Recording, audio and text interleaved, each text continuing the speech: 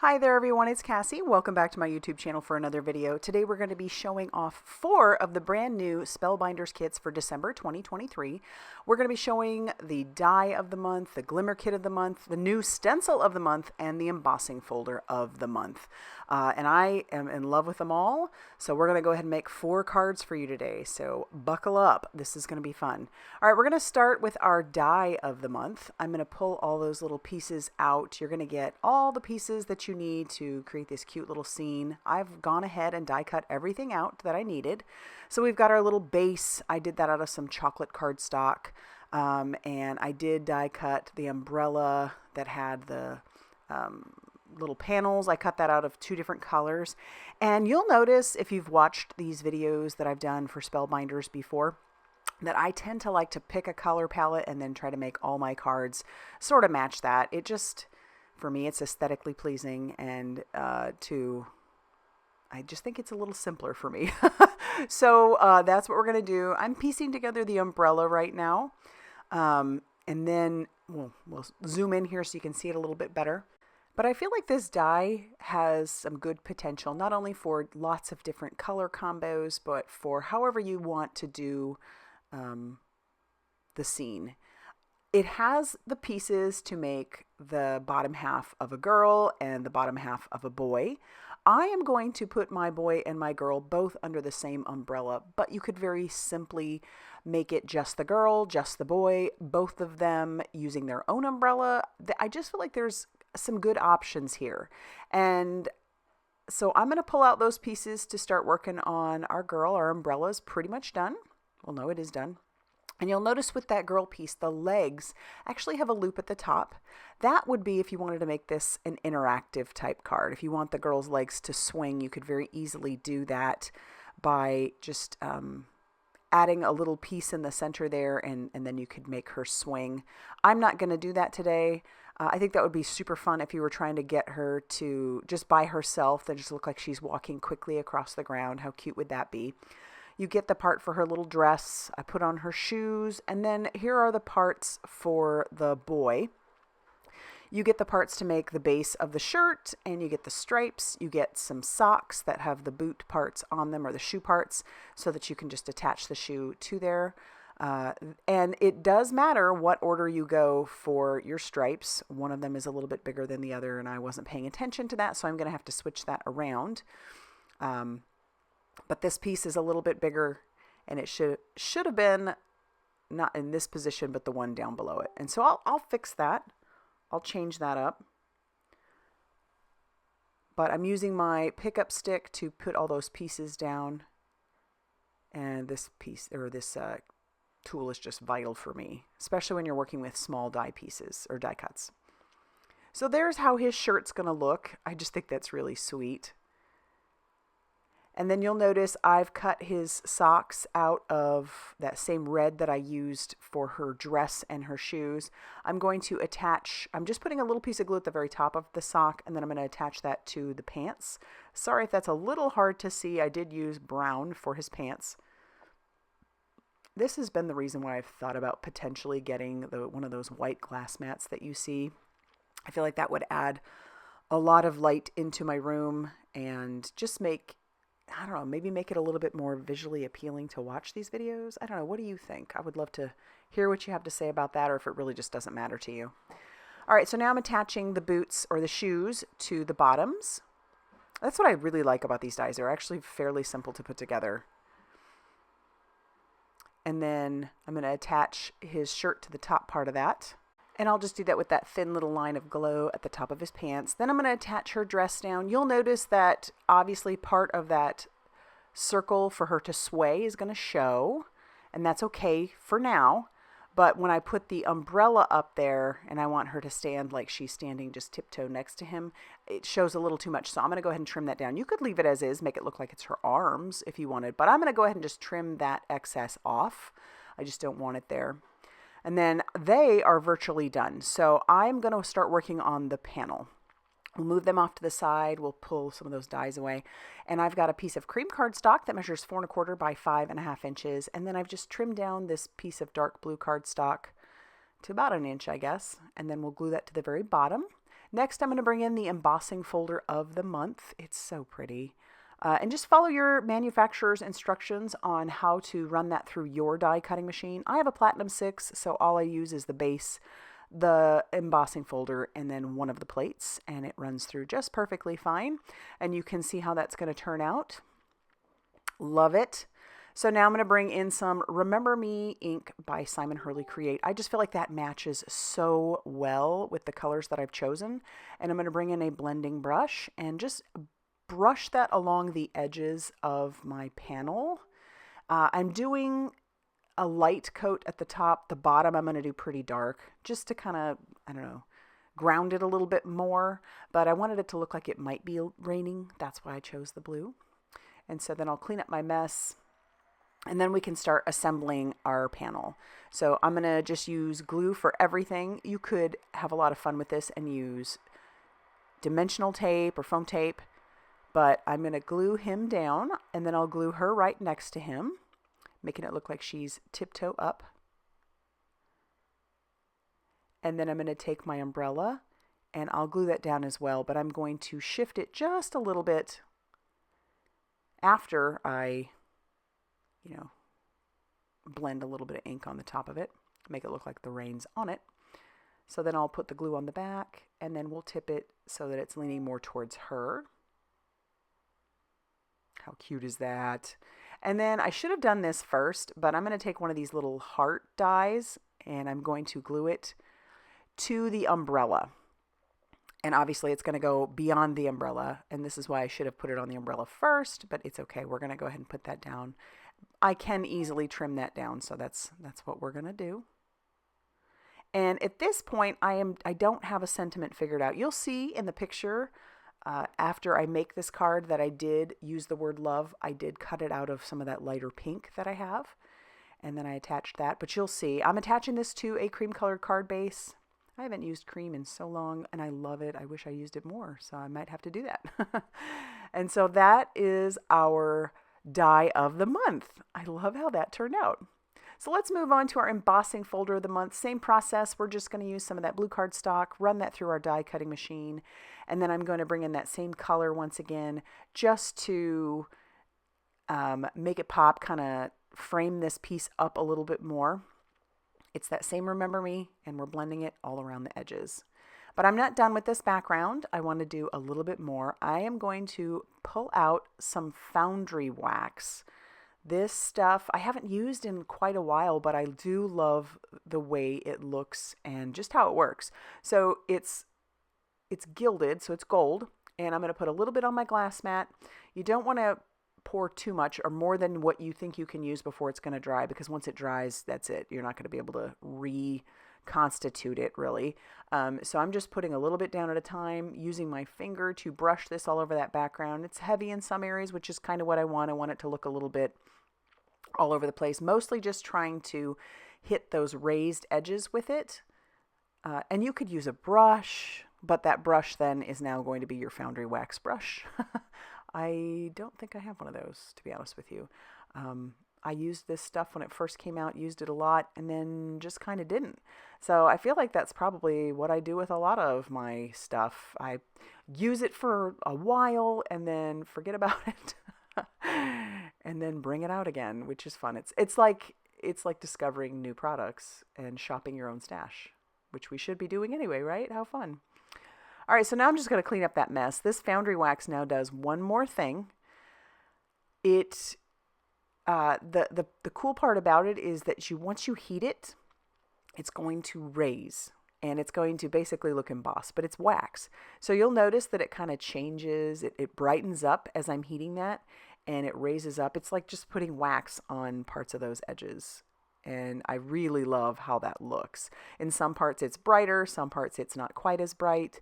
But once I hold it up in the light, you're going to see just how really cool that foundry wax looks on that background. Very cool. All right, so I'm only going to do a little bit more to this. I'm bringing in the love and the you from our die of the month because I just thought it looked so cute on there. And so I'm going to use my reverse tweezers, and I'm going to use my glue. It's about time to refill this glue. So I'll do that here in a bit. But just putting a little bit of glue all over that dye, and it's going to kind of seep out of there a little bit, but once it dries, it'll dry clear. So don't worry about that. Just trying to find out where exactly I want to do it, so I decided to do it on that lower third of the card. I figured that would be much more visually appealing than doing it right in the middle. Little interest there, and we'll do the same with the word you. Those reverse tweezers are just invaluable. And I will have a little bit that sticks off the edges. That's fine. I'm just going to go ahead and trim those down using my scissors. And then we're going to once again bring in a cream colored base. Those are going to be the bases for all of my cards today. And I decide that we are going to not cover that entire background or the base of the card. We're going to just leave a tiny bit of that cream showing on that right-hand side.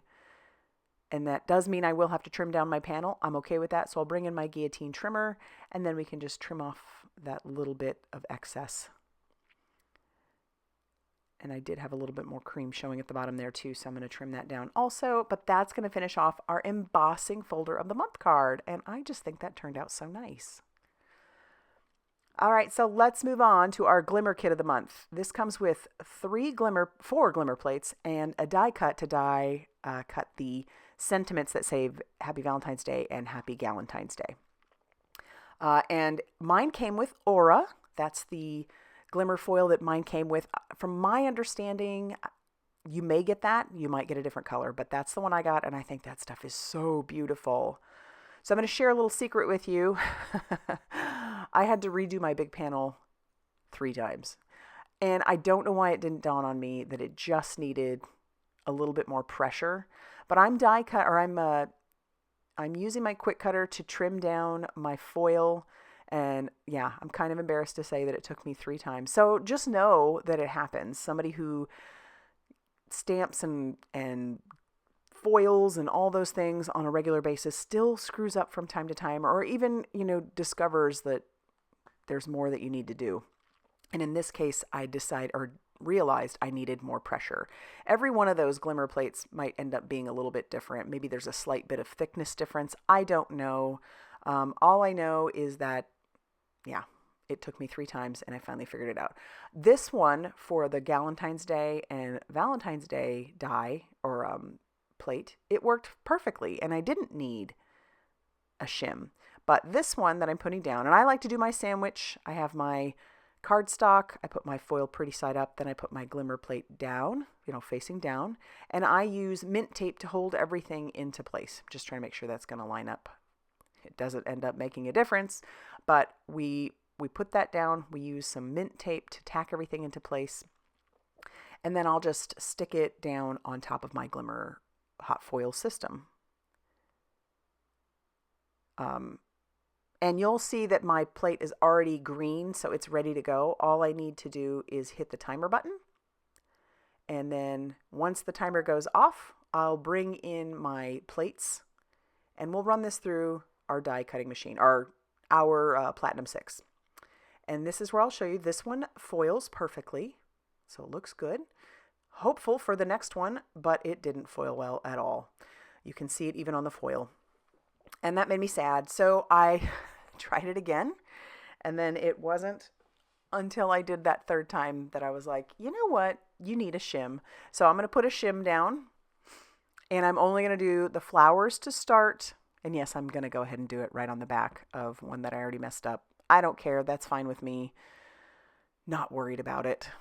And I'd rather not waste the paper, to be honest with you. No one's going to see that back. So I'll pull that out, run that through my die cutting machine. And the shim that I used is just some 80-pound white cardstock. And that did the trick. It foiled beautifully.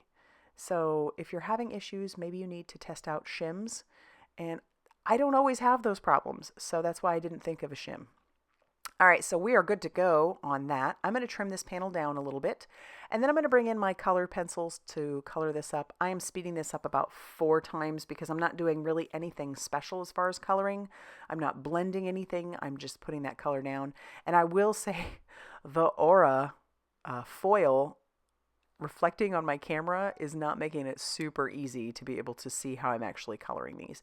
So yeah, there's no special anything to this. I am simply just putting down a color. I've got And I chose colors that would obviously match the color palette that we were going with. And originally with that blue, I didn't go all the way to the edge of the flowers, but I'm going to do that now. I have in a lighter teal.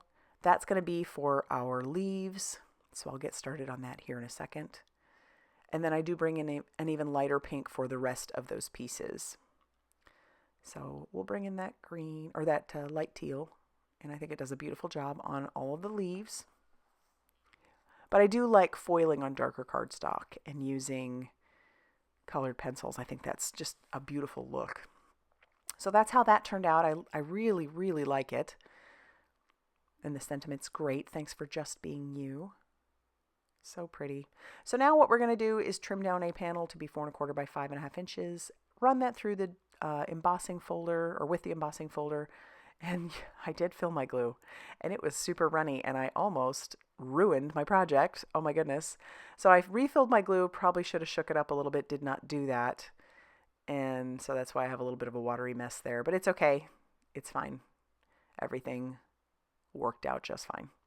And once again, I'll attach that down to a cream colored card base, and that's going to finish off our Glimmer hot foil card for the month. And I love how that one turned out too.